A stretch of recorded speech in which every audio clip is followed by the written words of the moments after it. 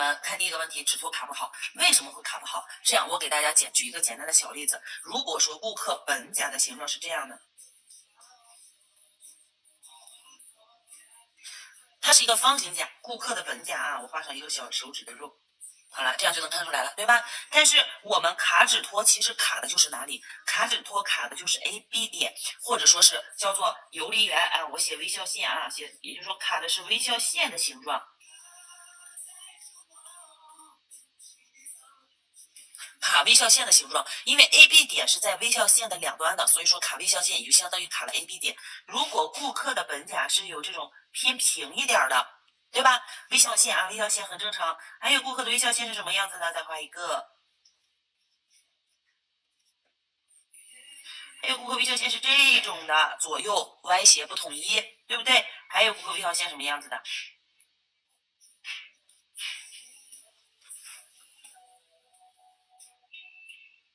哎，扭曲的，一个直的，一个这种有弧度，一个扭曲的，这个基本上就把所有人的这个指托形假指甲的形状能够做出来了。用这3个来给大家举例，大家再来去看的时候，你们就可以把它给简单化理解。如果说是你把它想的好复杂，我怎么也搞不明白，那就更不好做了，好不好？来，首先看第一个啊，如果顾客本甲的微笑线是这样的，我们在卡指托是不是弧度进去之后，需要保证 AB 点两端以及整个前缘微笑线能尽量卡紧，对吧？但是来看啊，这个指托它是什么形状的？多数的指托它都是这种有弧度在的，我们想要给它卡成平的，卡不进去，对不对？好家伙，你3成都有，你中奖了。你看一个看啊，基本上都这些。那当然说你的这个手指是直的，微笑线直的，那人指托是这种有弧度的，咱是不是就需要给它进行修剪呢？需要进行修剪了。那怎么剪？因为这个 AB 点，我这个是平面化的，所以我这个就平着给大家看。但如果说是什么，如果说是这个指甲它是有弧度的啊，所以我们卡指托的时候是这样弧着去参考的，来放大一下，看一下啊。那首先修剪指托，第一个问题点在哪儿呢？需要我们去参考 AB 点的位置，参考 AB 点的位置，什么意思？这个 AB 点我先写出来，很多同学可能甚至 AB 点都忘了是啥了啊。来，再看这个指托，同样在中心线找准的情况下，这是一条中心线，对不对？中心线对准的是哪儿？我们指托上中间的这一条线，这就是手指的中心线。先对好，对好之后来，我们直接顺着这条中心线比对下去，观察 AB 点往下走。AB 点来往下走，它的一个位置大概在这里，这个是 A 点的位置。对吧？我写一下，这是 A 点的位置。那 B 点同样，我们就卡着它 AB 点的这个点，垂直往下来。哎，它 B 点的位置大概在这儿。好了，我们接下来干啥呢？就开始进行修剪。也就是说，点不是说这一个点，而是整条线都是它的这个 AB 点两端的定点位置。然后看一下啊，既然它的微笑线是直的，我们能想给它卡进去，就跟拧螺丝一样，螺丝口的大的，我们需要用一个大螺丝，螺丝口小的用小螺丝。我们像这个凹槽，还这个叫什么来着？那个什么积木，什么阿尔卑斯，什么卑斯，俄罗斯方块啊，俄罗斯方块。那下面我在这个俄罗斯方块是这种的，对吧？那我想给它卡紧，我这个位置是不是应该给它找一个能卡进去的？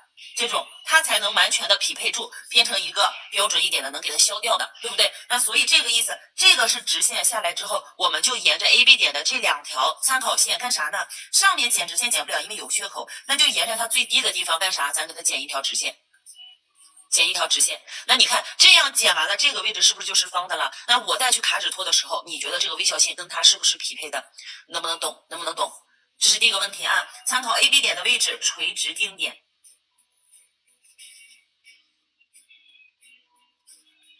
垂直定点或定线啊，懂了对吧？我这么一说就懂，很多同学可能把它想的太复杂啊。第二个要注意什么呢？在修剪指托的时候要注意中心线的位置。你别说我本来剪的时候我要对应 AB 点下来，对这儿是没问题的。但是如果我中心线歪了，侧着去找的话 ，AB 点的位置就会发生偏差，好吧？所以说注意中心线的位置一定要跟手指的中心线是一条直线的。好了，来第3个，修剪指托的时候看过来啊。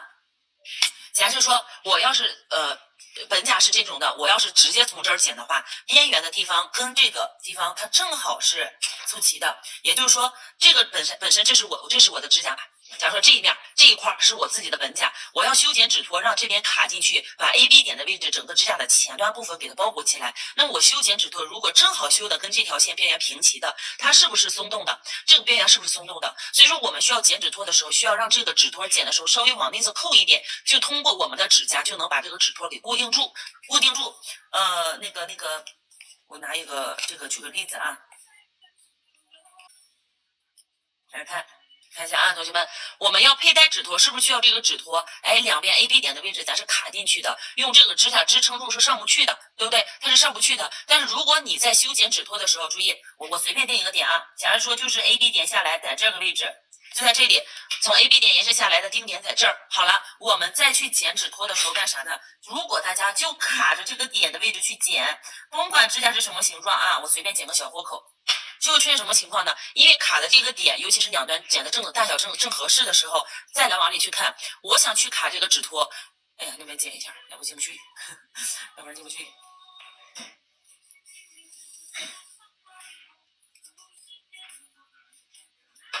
举个例子啊，来。看这边啊，先不要管前端。你看边缘如果正好卡着这个点去走的话，是不是这条线边缘的这个地方跟我们的指甲边缘是正好的？你觉得这样这个指托是不是轻轻一碰，它就会上下浮动？一浮动，这个边缘就会溢胶。所以说我们剪指托的时候，不要卡着这个点去剪，咱要稍微往内侧一点。剪完之后，争取让这个指托是塞在指甲里面的，这样是能撑住的。能懂啊？太棒了，太棒了！剪多宽，这里就在讲了。所以说不要卡着这个点去剪，那应该怎么剪呢？我们既然定好了这个 AB 点的位置，下来之后，对吧？我们如果卡着这个点，那说明它是正好平齐的。那咱往内侧去剪一点呢，是不是用这个 AB 点的位置跟中间的留着这一块空，就能塞到我们的指甲里面去，对吧？所以说我们在剪指托的时候 ，AB 点的位置。AB 点定点的位置啊，指的不是说 AB 点是定点的这个位置，哎，写错了一个字，定点的位置内侧开始去剪，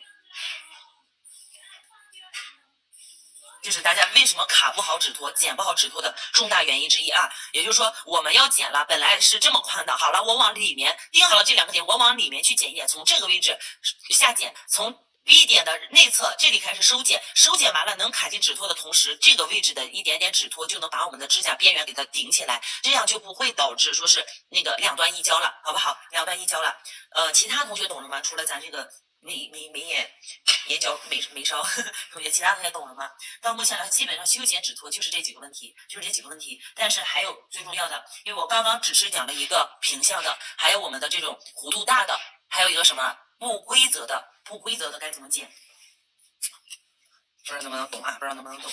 来，再接着往下去看。那方形的指托我放到这儿，咱们再来看，如果遇到顾客本甲微笑线弧度特别深的，但是这个指托它本身的弧度是偏圆的，它应该说再深一点才能卡进去。但是这种情况下该怎么做？同样来，我们沿着刚刚的这个顺序来找啊，找好 AB 点，先去找它的中心线，对吧？中心线找好之后，对应它的 AB 点下来，定两个定点，这一条线都是。然后看一下它底下的深度，也就是说这边的 AB 点是高一点的，这边的是低一点的。我们如果卡着 B 点去剪完会出现什么情况？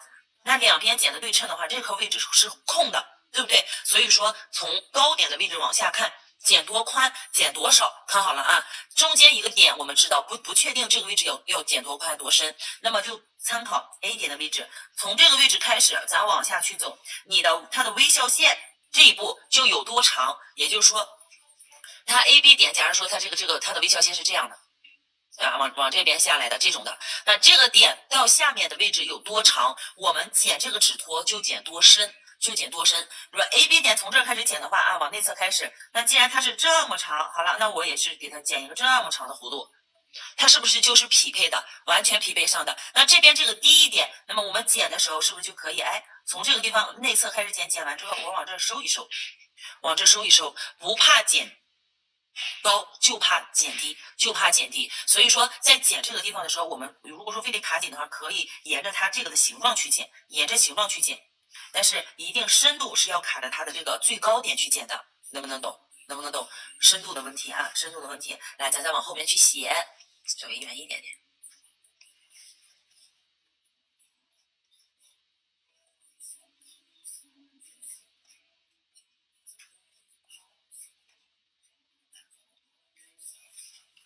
翘线 AB 点要高的，我们剪指托深度是卡着什么呢？就从 AB 点到指尖，可以说是指心前缘啊，指心中间位置的深度。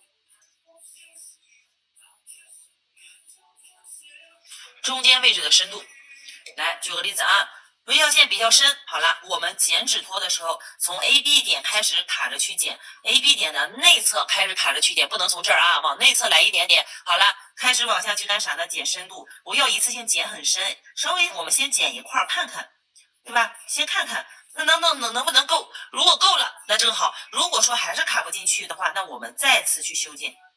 再剪深一点点，但是 AB 点就是下剪和收剪的剪刀的位置是不变的，给它剪深一点就能塞进去了啊，就能塞进去了。所以说，关于这个第二种的问题点在这里了，在这里了。来，再来看看同学们，待会儿我们会上手去卡的，先把这些问题点咱们理解透彻，然后我再上手做的话，大家能理解，多理解一点啊。来，第5个，关于什么呢？关于这个微笑线它形状不规则的，对吧？我们剪指头总不能卡着它这个形状，哎，我剪的有深有低，有深有低再上去，就很不现实。你就算剪完也不一样，没关系。它边缘从这儿开始，我们 AB 点开始，它不是有一个最低点吗？咱就卡着它的最低点，因为你最高点这个位置会顶住上不去，所以说边缘我怎么样？我剪指头的时候直接剪一个这样的弧度。能懂吧？中间空着怎么办？空着就让它空着就行，空着就空着吧，没关系。然后这个位置剪到最低点，两边这么一个弧度过去的。能理解我意思不，宝子们？在这儿啊，就是这条线呢，就卡着这个不规则形状的最低点。你看最低点的形状到 AB 点，它是一个椭圆形，还是一个圆，还是一个这个深 V 的，还是什么样的？就卡着这种形状去剪，就没一般来说出不了错。一般来说出不了错。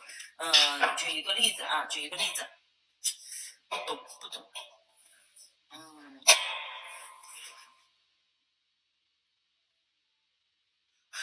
我在找有没有不规则的指甲。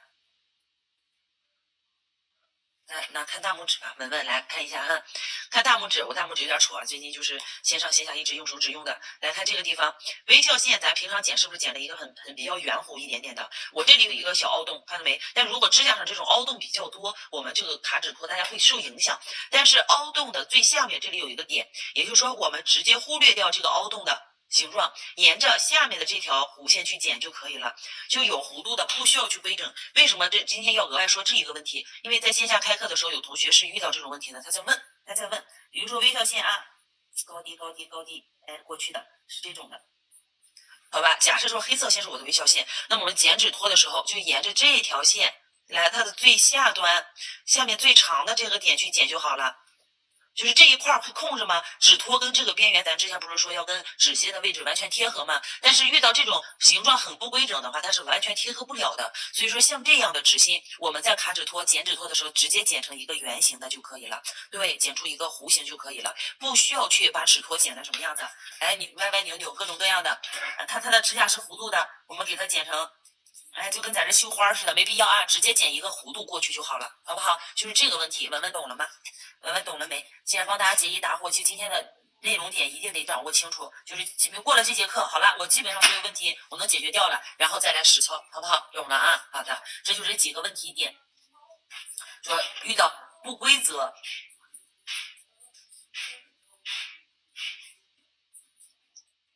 不规则微笑线的卡最低点，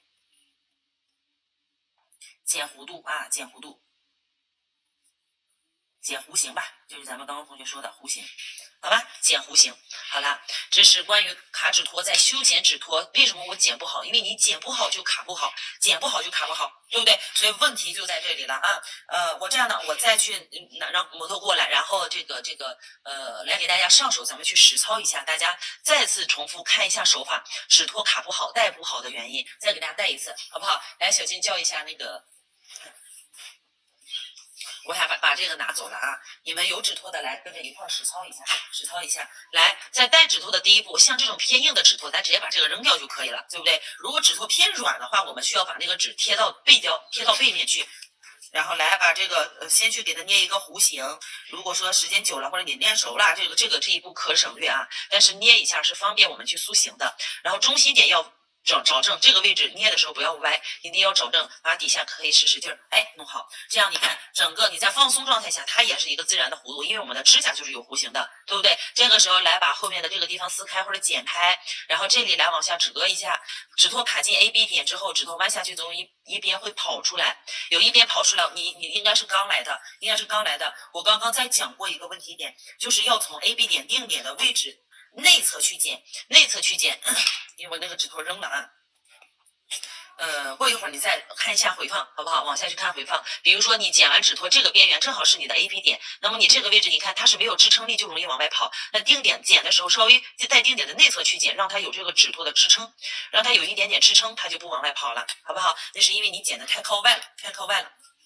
来看一下指托在准备好之后是这个样子的，我们的手拿哪里呢？大家不要觉得说我要带，哎，我往上来点，我拿到这儿吧，不舒服啊，不舒服，剪大了，对，剪宽了。AB 点的位置就是这两端，在剪的时候本来点说都是卡在一旁边的这两条线去剪，然后你剪的是超过了这条线的一点点，上外面是到2了，剪完它就是空的，好吧，就是空的。对。看一下啊，指托怎么去拿？我们一般来说拿的靠这个前端这一点点就可以了，用食指去拿啊，宝子们。我先来拨你的手，我先看看你的手指需不需要剪。那个手呢？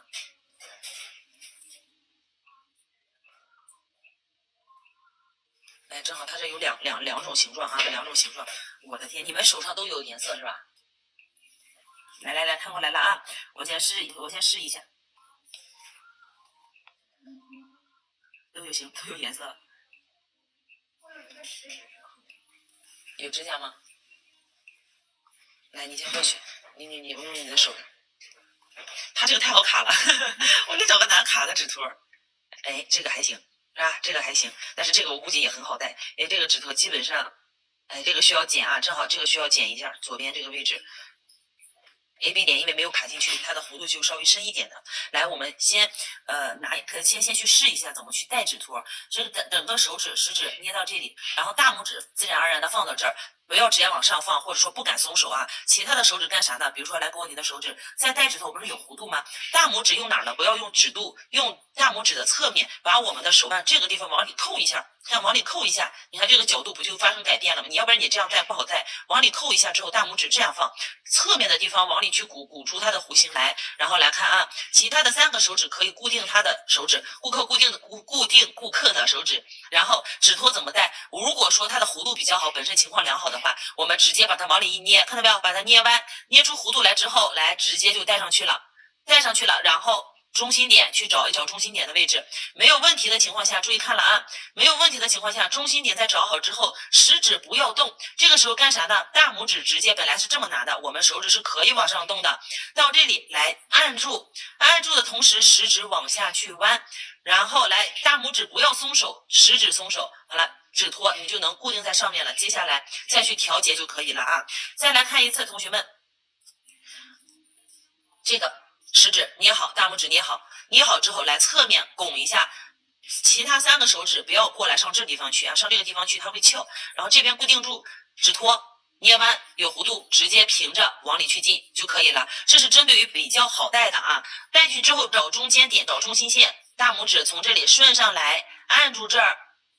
食指松开，一定要按住之后食指松开，它就带上去了，看到没有？就这么去带啊。那还有，如果遇到它这种不是很好带的，比如说肉包在这个指甲的内侧，那咱们要干啥呢？先把这个指托还是这么去拿，这个手指去固定，固定好了之后平着也行，稍微有一点弧度也行。先把这边的这个角卡进去，比如先把这边卡进去，卡好之后再把这边塞进去。这个时候前端是空着一大块空隙的。想想我们带指托的一个重点啊，这个时候干啥呢？都卡进去了，来指托往里去捏一下，还是大拇指去捏，捏完了它的拱度出来了，它就能跟指甲的弧度贴合了，好不好？2种方法啊，往里去佩戴的。那其实它的这个微笑线是需要适当修剪一点点的，来看是需要适当修剪一点点的。看到没有？因为这边的 AB 点没有卡好，没有进去。但是大家再去定 AB 点的时候，指托不要平着，因为平着跟弧度的定的点它是会发生偏差的。所以说我们要在指甲贴合的情况下，看一下，在中心点的1、2第2条线的内侧这边的点，看到没有？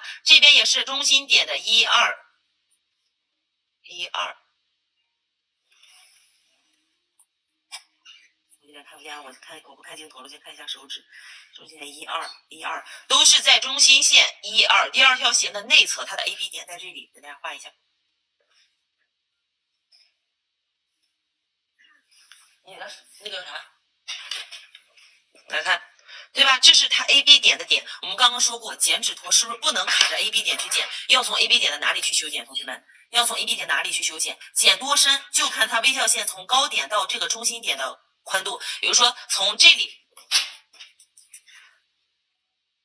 它的 AB 点在这儿，对吧 ？AB 点在这里，看 AB 点在这儿。好了，这个点在这儿，我们剪多深呢？就剪这么深，从这个点到这里的深度就剪这么深就好了。大家这个在指纹营，很多同学不爱学这个啊，或者说还没学到，觉得有点难，也就不看。能看的基本上都是学过一段时间的，所以说有问题的一定跟我说啊，一定要说。来，我们去修剪 AB 点的位置，刚刚定好了这个内侧，对吧？我们不要从这儿剪，要从哪儿呢？往内侧挪一点点，剪多深？是不是刚刚说过？大概有这么深的一个宽度。来拐过去之后，这边呢是不是卡在这个点的内侧去剪？我是不是远离了两端的那个地方，远离了两端的地方，这样再去剪完之后，我们再去卡指头，基本上来说是可以卡好的啊。基本上这一次就没问题。哎呀呵，完了，这个粘掉了。比较黏。来，剪完之后重新给它捏一下弧度 ，AB 点内侧对出键啊，记住。来看，不是有弧度了吗？我们现在看起来好像跟它不太匹配，因为是内侧剪了一点点。但是我们现在再往上去带，你看我就平着带，有没有发现 AB 点现在就完全卡好了？这边也是完全卡好了，然后往里捏的同时干啥来着？中心点要参考好，大拇指过来按压住，食指再松手。你看这个时候是不是就说明 AB 点是卡紧的，不再像刚刚它是这种的，现在是直接能够卡进去的，刚才是这种的，好吧？所以说这是我们今天学习关于剪纸托的一个小小的问题，但是这个纸托能戴好，怎么接着给它戴上去啊？剪完纸托之后往里去卡完之后，大拇指你看食指往上顶一下，食指往上抬一下，它的前端就不会说是这种下钩的现象。就是卡进去之后，不要说大拇指按到这儿了，你的食指也跟着往下扯，食指往上顶一下，前端会贴合。松手之后 AB 点固定住，然后这个时候干啥？这俩手指自然而然的接着到哪里？到这边去固定好，然后把前端的水滴捏出来，确定形状。在确定形状的同时，指托往上去顶一下，也不太粘了，正常的话这就粘好了。重新再剪一个，让它粘度大一点。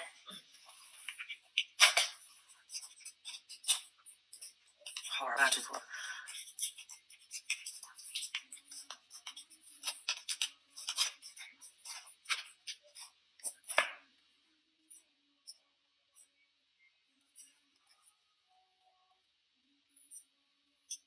完了，差点剪大这个，差一点剪大。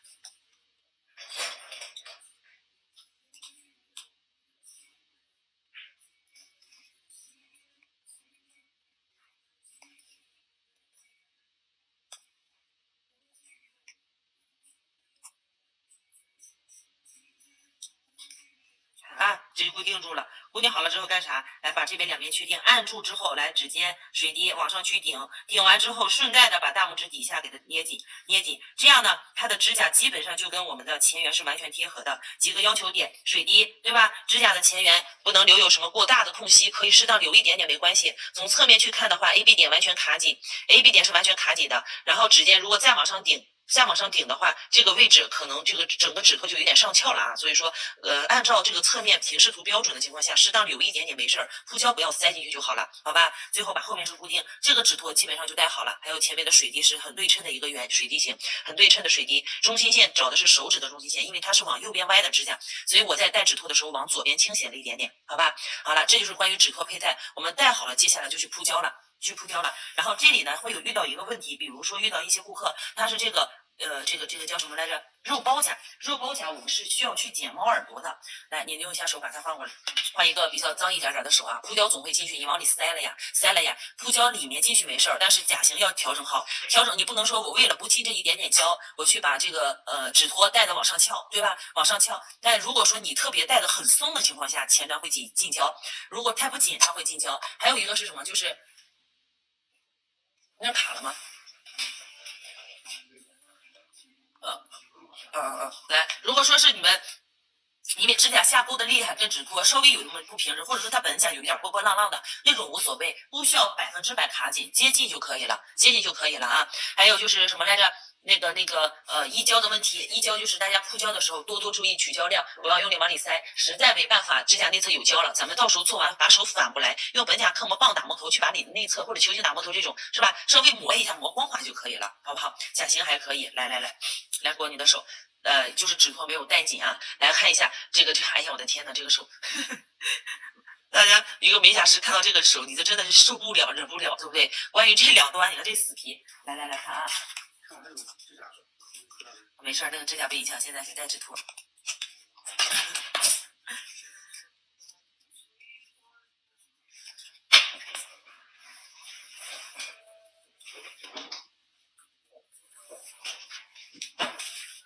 实在忍不了啊，我稍微1分钟，我给它快速过一下，来过手。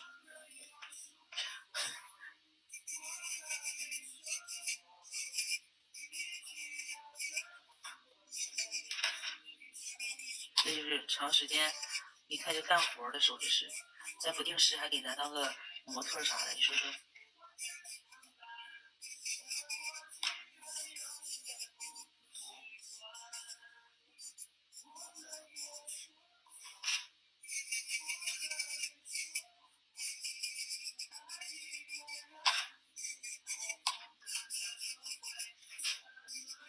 太傻了，这是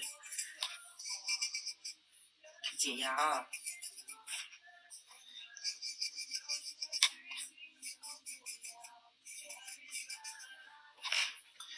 下线还可以。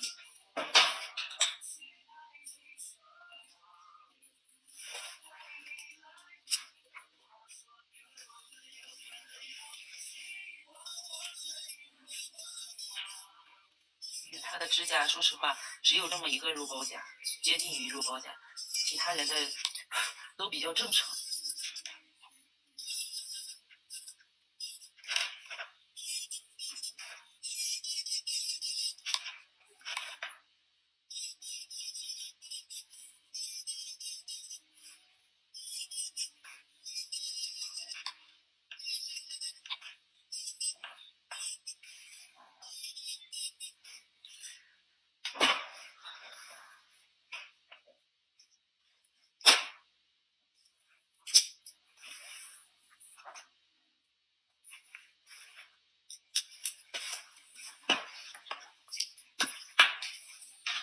我浅操作一下，宝子们，你们就这个，待会儿就忽略它的后前置，我主要是能把甲沟两侧的这个干净程度给它做出来就行了。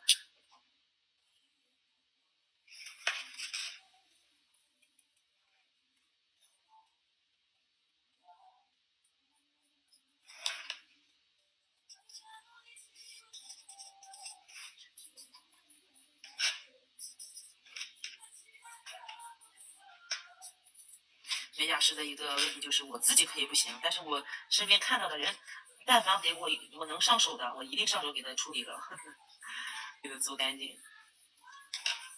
后置我就先不剪了，剪太浪费时间，然后咱们先快速把两边给它抛光，别影响我们看指托就行，好不好？本甲稍微长一点点，对，肯定是的，本甲稍微长一点点，但是你就像这种长度就可以，这种长度就不能太短，也不能太长，太长的话，比如说鹰钩甲、上翘甲这种太长的话，要给它剪，保留2毫米啊，保留2毫米。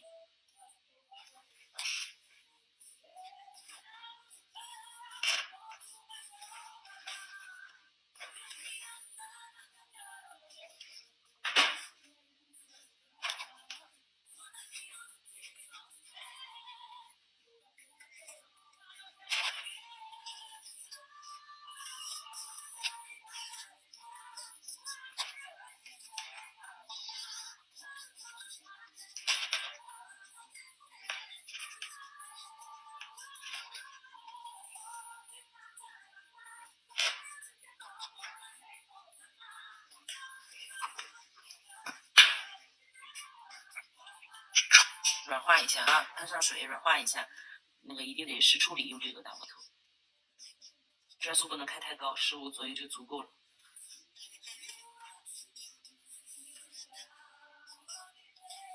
打磨头的角度。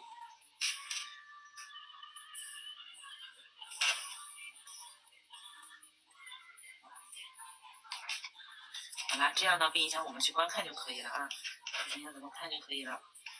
来，我消一下我这个。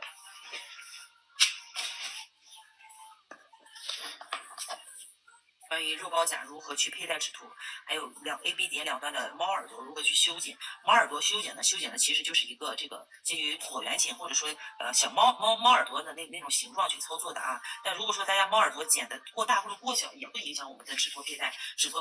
比如说什么情况下需要剪猫耳朵呢？稍微给大家写一下，你先拿走啊。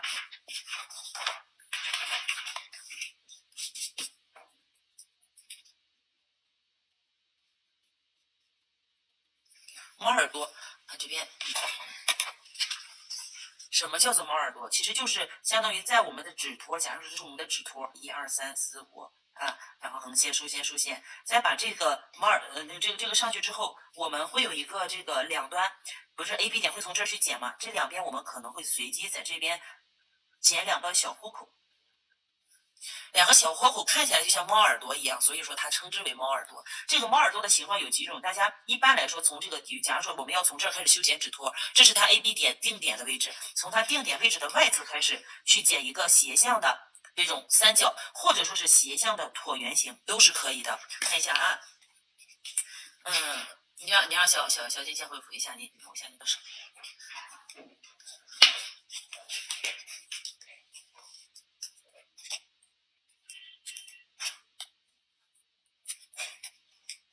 来看啊，像这种第一种情况下是什么呢？关于两端肉比较厚的，肉包着指甲的，你往右边挪一下下，对，肉包着指甲的，我们正常佩戴指托能戴进去吗？也能戴进去，对吧？我们戴指托的话也能戴进去，但是它的肉可能会影响到我们指托的进行佩戴，或者说两端的肉会顶着这个指甲会给弄出去。其实这样的话，正常来说这个是没有问题的。但是来教大家怎么去从哪里开始剪啊？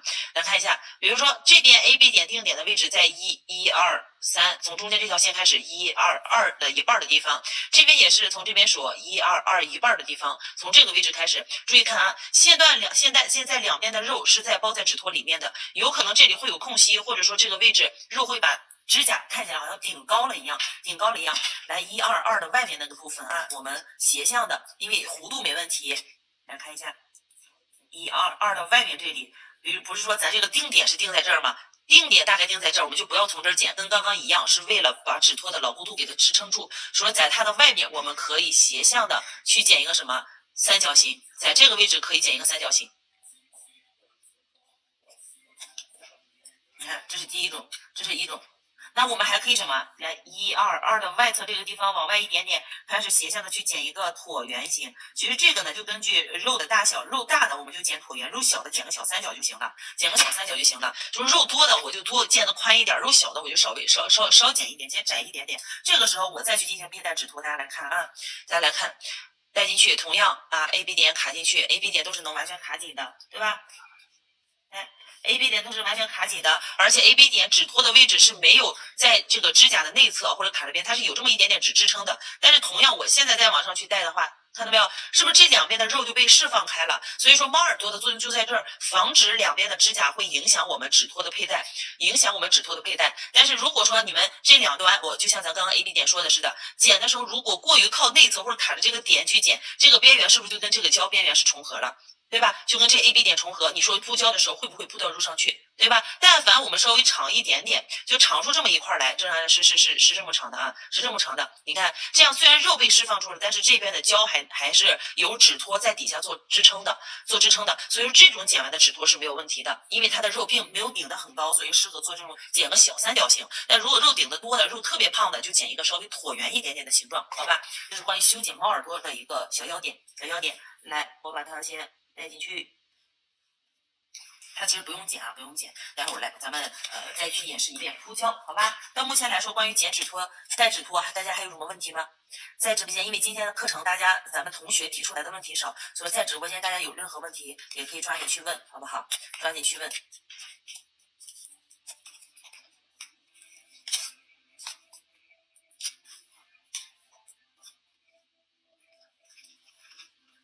马尔多减一点出去会影响吗？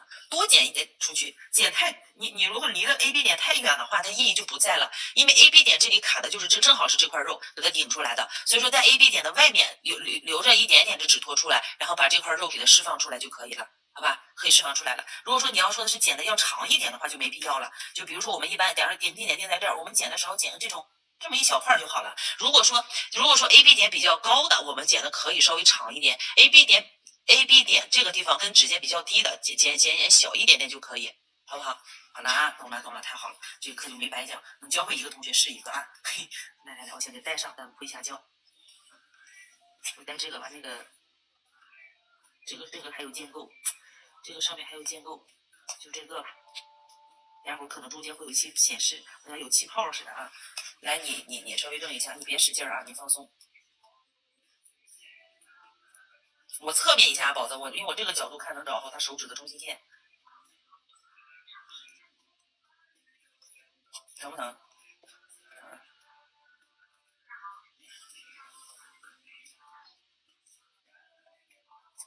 这应该稍微修剪一点点的。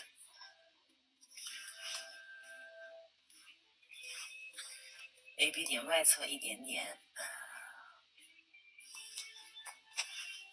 因为有一侧顶着2外面一点点，有一点点是顶着的。它的指甲形状，看它微笑线是一个下去，然后偏平一点点的。1、2，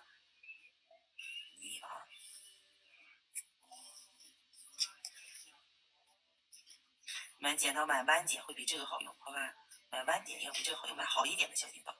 因为一般的剪刀有可能说剪着剪着，它就会把纸给拖走，就剪不断。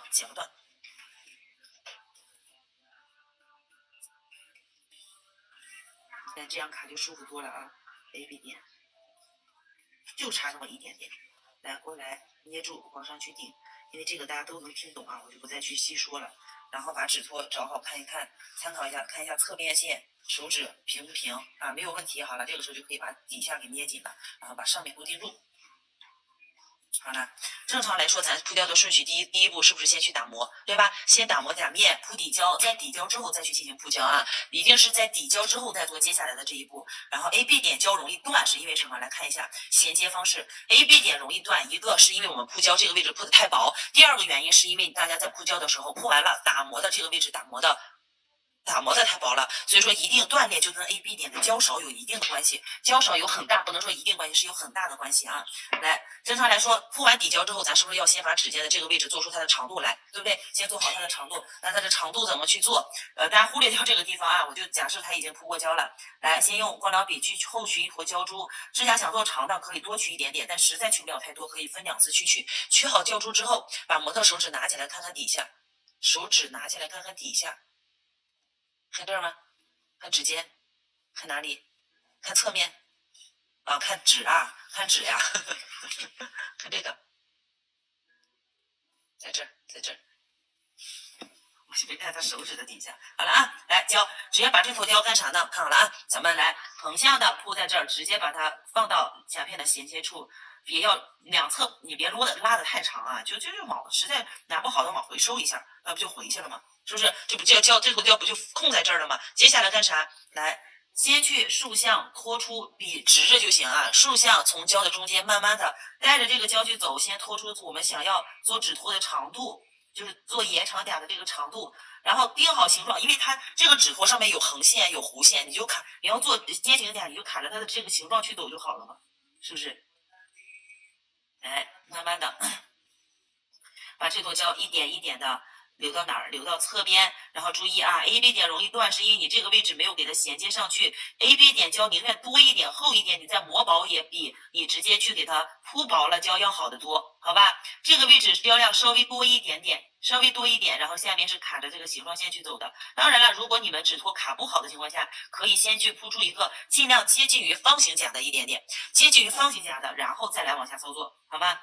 先接近于方形甲再操作，胶不够我们可以在这儿来，我再加一点胶点进去，至少在这一步的时候，我们把长度能确定好，它的形状大致铺的比我们想预估的形状要宽一点点，不要比我们想预估的那个形状要窄啊。你看，我要修一个偏向于这个尖圆一点点的两侧，是不是就铺的宽了一点？没关系，一会儿咱还得再去操作。这边铺好之后，咱同样的方法，如果这边胶不够了，那怎么办呀？多数的胶都到右边去了，来再去取一点胶，注意别拉丝啊，不要有气泡。先放到中间，先往下去拖，拖到这里之后来往回去拖，是一直带着这个胶去走的。好吧，带着这个胶去走的，咱慢慢的把它的这个形状来往上去走，往上走，然后用笔的侧面干啥？咱给它弄。但是操作过程中一定注意你的左手不要把指托给顶歪了，一旦顶歪，指尖里内侧就容易挤进胶去。所以说做的过程中，你怕掉的话，拿小拇指把指托往上稍微一抬，抬一下就会防止指尖的部分有胶挤进去，好吧？这边也是慢慢把这坨胶，我做的慢啊，给大家看一下，你们能看清楚，把 AB 点的位置的胶厚度先给它盖上去。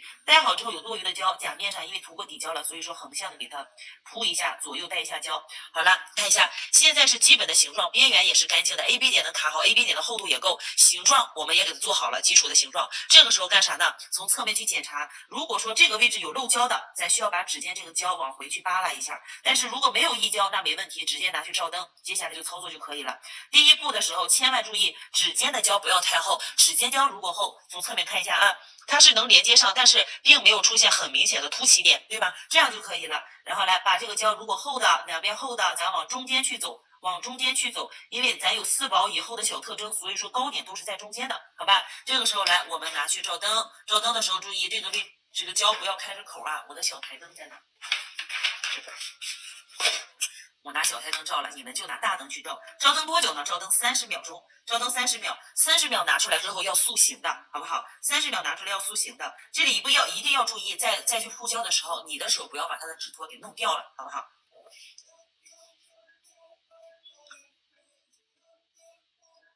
别干啊，别干！这个小灯照的慢，得多照一会儿。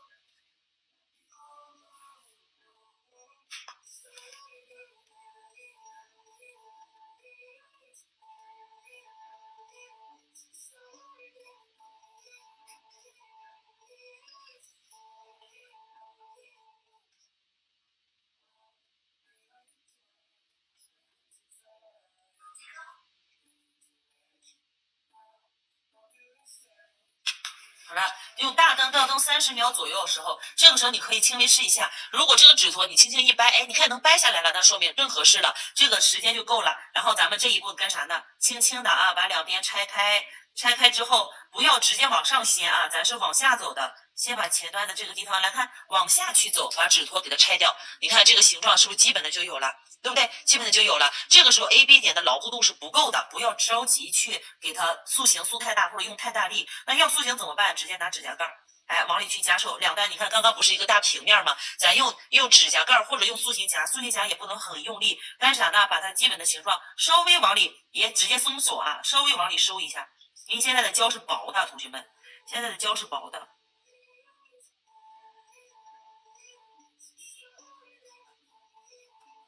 收好之后，接下来干啥？铺第2层的胶。你看它整个指甲现在是不是就进去了？形状这里胶有点多啊，把这边稍微一修就好了。哪里胖咱往哪里去拐，往哪里去拐。指甲盖也可以。如果说你的形状实在跟你想要的甲型差别太大的情况下，先去在这一步可以打磨一下边缘，防止我们说我下次再铺胶会不会铺的太厚了呀，浪费胶呀这种。所以说这一步之后，如果大家需要打磨，擦掉浮胶，直接磨一下就好了。我呢就给它把边缘这里给它收一下啊。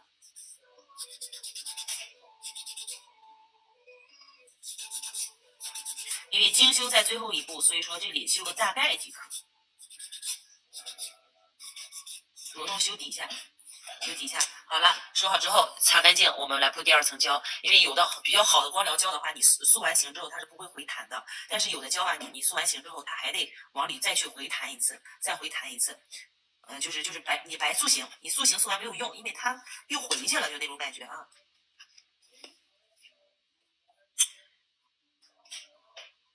这样的它不就改善问题讲吗？你说为什么非得学这个？我们贴甲片很多人他是那种甲型，哎，他的这个大拇指是没有合适甲片的，那怎么办？大家不做了吗？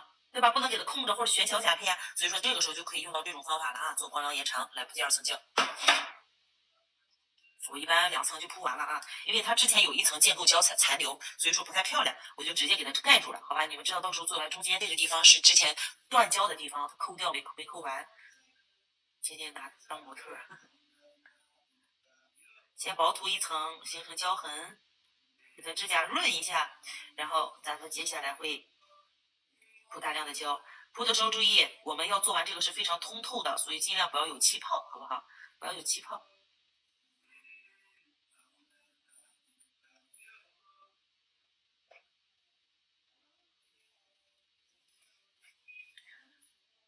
剥去一坨胶珠，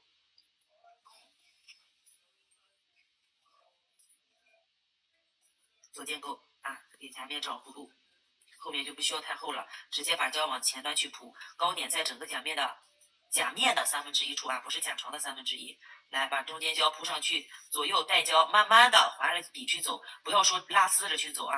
然后这个时候两侧可以先不动，胶会自然往两边去留平，它会自动往两侧去留平，所以把中间的胶给它带出来，然后指尖胶不要太厚，往中间去收一下，从侧面检查高点在哪里，有没有胶特别突出或者说不平整的地方，找一下弧度高点。当然了，大家也可以惯用咱们之前用这种做建构的手法啊，这些手法都对，没有对错，就是你们可以参考，自己习惯于用哪种就用哪种。这一层的着重是用来加厚的，然后最后一步我们是给它这个来啥塑形，最后一步塑形。但如果这一步能做好的话，就没有下一步了，好吧？没有下一步了。说实话，它之前那个胶比较厚，我需要再来一层。那我就这一层做完吧，好不好？因为大家对于铺胶来说的问题都没有提出一个关于铺胶问题的，所以说我就直接快做了，把这个快速过掉。我这个胶料就厚了啊，我是为了先去给它填平填坑，填完坑待会儿我会把多余的胶刮掉的。两侧 AB 点你们一定要去检查，不能说只有第一层的铺胶，第一层铺过去，第二层也要记得 AB 点给它铺一点，多了怎么办？没事，咱给它刮掉，对吧？但是胶不能少啊，胶不能少。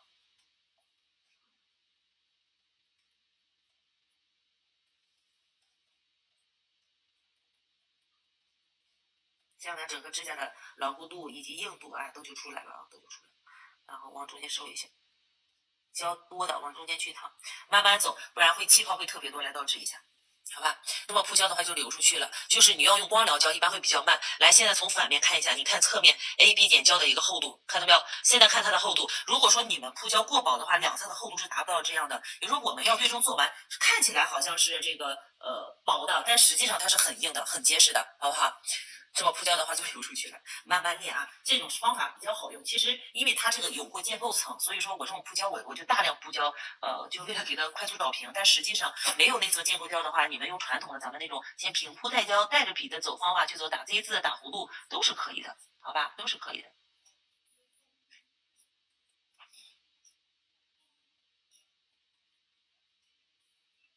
这一层做完一定记得再去塑形啊，再塑形，不能说做完就这样了，好吗？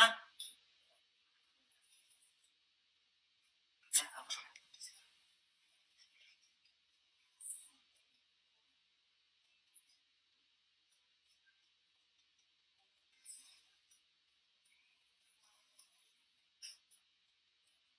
你看这个通透感，哇，这太好看了！广告延长真的，你们真正会做之后，你想想，你的顾客想做其他让他做他都不带做的。但是这个的硬度、舒适感、上手的感觉是你贴甲片远远达不到的。你们别偷懒啊，我直接就一层铺完。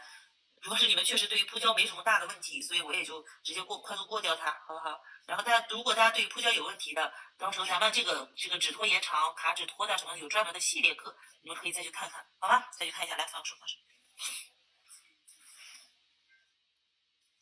有点高点，我得把它后面那个做了建构的那个坑给它填起来。那有的时候太透的时候，它看不清。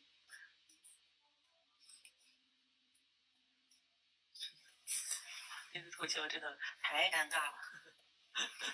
应该得多来，对，多来这个应该得多来一遍，要不然应该是先把它的指甲，咱不能偷懒，先给它卸掉，应该是这么说，不能偷懒。我这一偷懒，你看光在这填胶填半天，麻烦死了，还不如卸掉，直接一笔铺完它还快。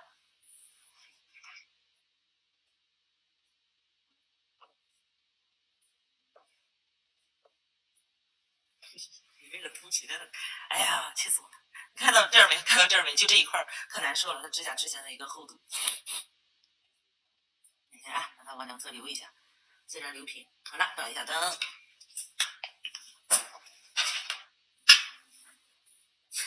待会儿你又卸不掉，又得抠。不行不行不行，少照会儿，行行行，我就少照一会儿，你们知道就行了，好不好？老师感冒了，应该没有，主要这样说话说的有点多，没感冒，没有感冒，谢谢你，谢谢你。少照会儿，他头疼死了，天天卸指甲。你说让他再给你们去发货或者干啥的时候带着个长指甲，然后那次给线下学员测试涂了一手红指甲，出门除了吃饭，手一直在兜里，死活不拿出来。照灯啊，照灯！你们正常，对，这个手是男的，这个手是男的手，这是小助理同学的手。同样，这一层做完一定也要塑形。我 AB 年我说了，我是不是铺胶比较厚重，对吧？铺胶比较厚。然后大家如果说想专门看铺胶课的话，完了没有照干，让我碰了一下，两侧又变形了。哎呀，你看看我。你们去看搜指托或者搜铺胶，或者就是光疗延长的课程里面，到时候不知道单独去找我再发给你们看详细课程也好。因为直播间今天吧着重是你们的问题所在，所以说我这个就把你们的问题解答到，剩下的我就给大家快速过掉就好了，好不好？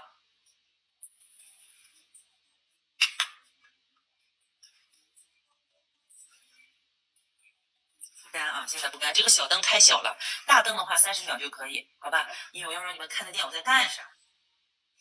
而且这个铺胶量又大，所以说平常小灯可能30秒涂一层颜色能基础看透，但是这个胶量大的情况下，可能需要照灯1分钟、2分钟啊，就是照完才能达到大灯的一个那种半分钟的效果。所以说多照一会儿，好不好？多照一会儿。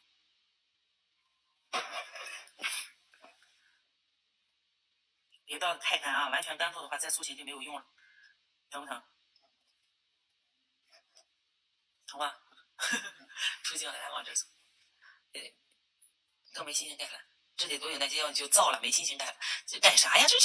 这没啥干，就是把它的这个位置填平。因为光疗延长，待会儿咱还得打磨的，所以说适当找平了再打磨一下就好。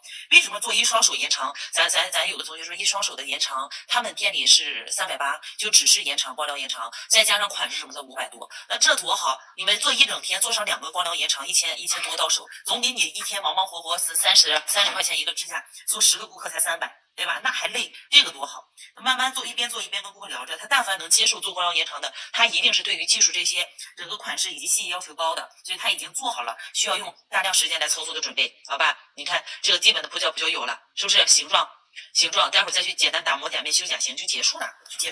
浮胶怎么办？浮胶擦掉就好啊，浮胶不影响。不过这上面有浮胶很正常，你会把两边给它加进去，加收一下。刚刚不是宽的吗？现在整个给它加，给它塑形，从后缘给它塑形的时候，大家切记不要这么拿啊，稍微倾斜一点点，好不好？做好可以保持很久，对，可以一直用，只要它不想卸，可以一直留着的。不会打磨，那你磨一下。才200，光疗延长加款式才280，那你有点太亏了，你不如贴甲片，快贴甲片吧，太便宜了。你说是做一个指甲一个一个做，那多费事儿，这么长时间你收280，不亏得慌吗？不能说是，这只能说是你们是不是卷价格卷的问题。我觉得应该不是很多美甲店都会做这种东西吧。我们这边好几百家店会做这个的也就几家，所以说你要说凸显它的好的话，你的价格首先是要改过来的，也不能上来给人家那便宜还干啥？咱吃啥？不会修甲型，现成收不起价格。哎呀，贴甲片吧，就浪费时间。但是如果说是真做的话，倒也还行，但是一个地区一个样子。先把甲型给它磨出来啊！你别告诉我到现在磨甲型不会，就是咱普通修甲型的一个操作步骤。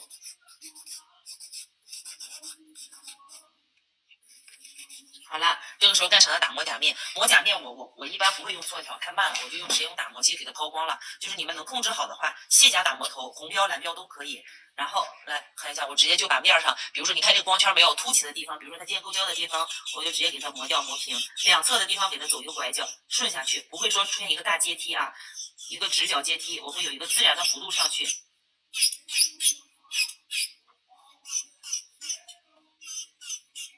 看一下，现在给大家看看这个 AB 点的厚度，来从这底下看看，看到没有？你想让它断都断不了，所以说不要一味的去给它磨得很薄啊。现在甲型没有修完，侧面看一下，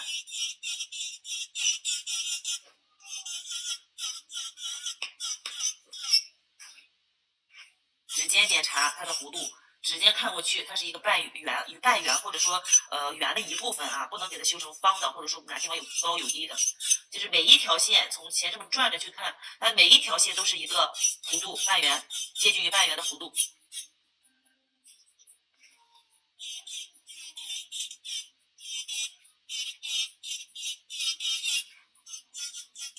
好了，浅磨一下就行，不需要磨太多。铺胶铺好的话，不用磨太多啊。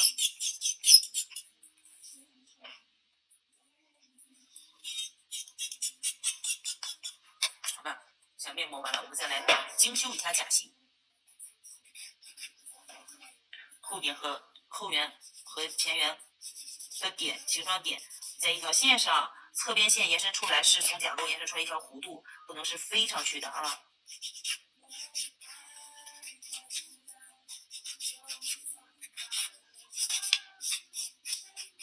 你们还有谁做光疗？你们店里做光疗价格多少的？你们有很便宜的吗？或者是价格就比较高的？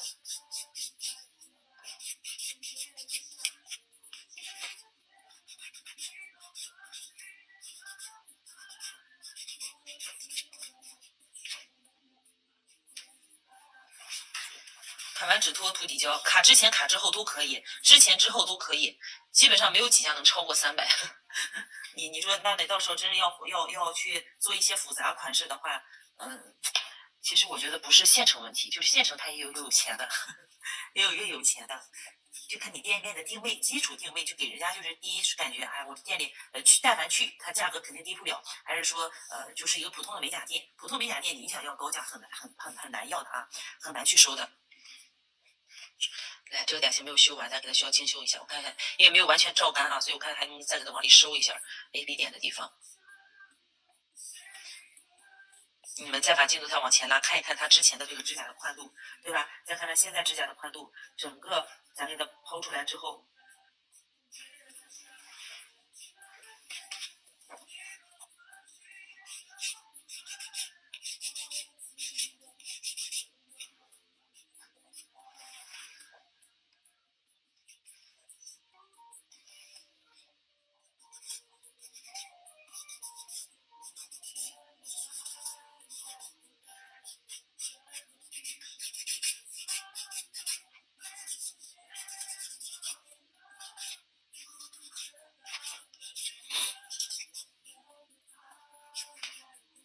再照一会儿，应该它胶没有那么硬，现在摸起来应该再照一会儿。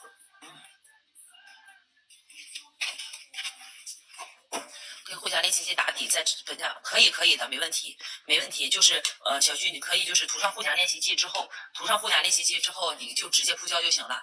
底胶就是你最好是什么呢？甲面涂一层封层，在封层之后再涂护甲练习剂，然后再去涂底胶，那样会好一点。不要直接就上底胶啊，或者说直接铺这个光疗胶，它会起气泡，或者说后缘容易缩胶，可以反复练习卡指托和铺胶，可以的。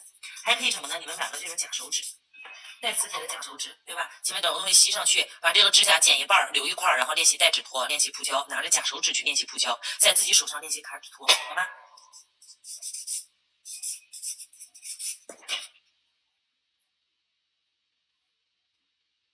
疼不疼？因为我这小助理说他怕卸不掉啊，所以让我少照一段时间。但是我觉得少照它不到，但是两侧形状固定不住，所以我还是得给它弄好。打磨的时候护甲练习就会掉，那你后沿铺一般来说是铺完胶才会打磨呀。你的护甲练习剂是在这个光疗胶的底下，你磨光疗胶怎么会把护甲练习剂磨掉呢？是不是？如果说只是因为带指头又不需要打磨，收上去，你看。对吧？这个甲型没有收出来啊，应该把这儿再往里收一下。其实就是给大家去简单演示一下，剩下的你们根据自己喜好的甲型，我喜欢什么样的甲型，再去反复练习就好了，好吗？然后这两边有点糊啊，把这两边收上去。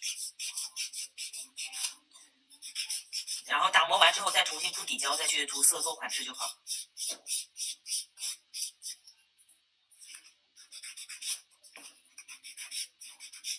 这种东西卸可以用卸甲膏，但是用那个打磨机卸除会比较快速。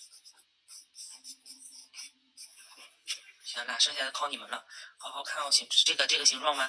这个形状这里有点宽，看到没有？这里宽不是假形的问题，是这个胶厚的问题，需要把这个胶给它磨薄一点点。然后高点没有找出来，因为后缘不胶没有对，所以说待会儿需要把后缘这里磨一下。但是因为这是它建构层，我就给它打磨，就把它再稍操作一下，弧度找出来。侧面不要形成这种小弧度的角啊，它是直线，两边是直线上去的，千万不要看错了。有时候角度问题，让大家再有什么误差，你们一定记得就先把假形看好之后，这个就知道怎么去修假形了，好不好？这个假形就知道怎么去修了。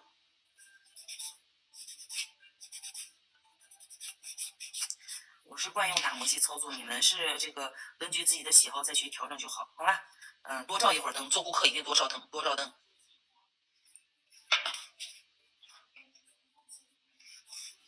打磨光疗跟打磨甲片对是一样的，卡纸拖的时候 AB 点怎么下剪刀？下剪刀剪。我之前讲过了，没有看过的同学，我马上下播，你们就看一下回放，往前翻一下，好吧？往前翻一下，因为这个问题有详细的讲解，就在讲到第3条的时候，我会给大家详细去说这个问题，好吗？看一下回放啊，看一下回放。打磨甲面是很爽的一件事儿，你把一个甲面磨到你喜欢的一个那个形状、喜欢的角度、喜欢的这种甲型厚度啊，它都是有很痛快的一件事儿。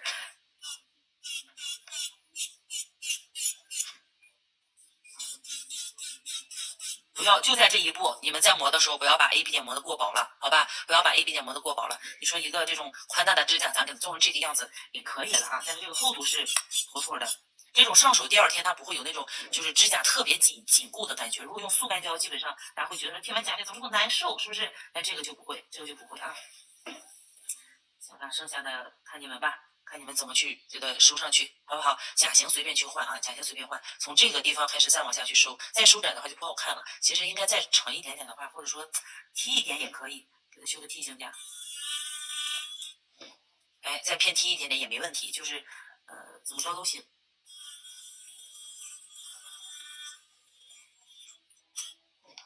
哎，直接磨掉，省得就反复打磨了。往里一点剪，对的，往里一点剪，聪明。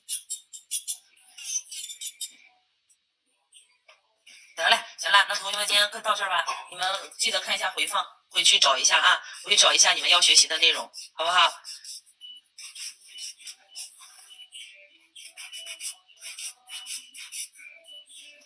往里收一下啊，都行。